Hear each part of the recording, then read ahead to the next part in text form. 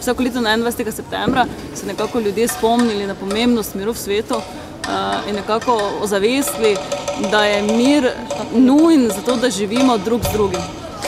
Kako pozivate mimoidoče danes, da pristopijo k akciji?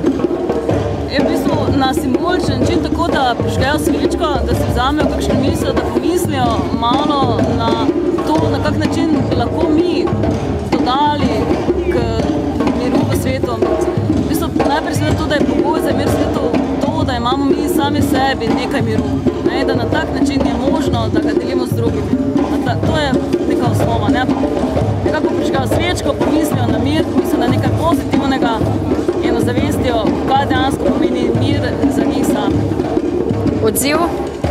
Ja, malo nas je slabo vreme, po domače zafrknilo, slabo vreme nam je malo dalo neke določene težave, ampak drugače pa se mislim, da je odziv zelo pozitiven, predvsem tudi zaradi tega, ker imamo tukaj bobnarje, ki so nam priskočili na pomoč oziroma bobnajo za mir.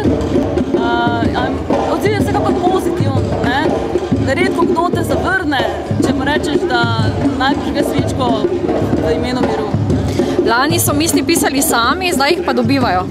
Ja, nekako smo zbrali misli svetovnih modrecev, svetovnih filozofov in ljudje pač naključno vzamejo kakšno in je to potem njihova lastna misel. Ponovadi so vsi vedno presenečeni, kaj sem dobil. Ampak zakaj od tega, kar je bilo lani stran, torej da ljudje sami zapišejo svojo misel, jo narišejo? V bistvu ni nobene razlike. Mi smo mislili, da bi ljudje zapisali svoje misli, ampak je teževalo. Nam je nekako zmanjkalo prostora, ni to neke filozofije od zadaj.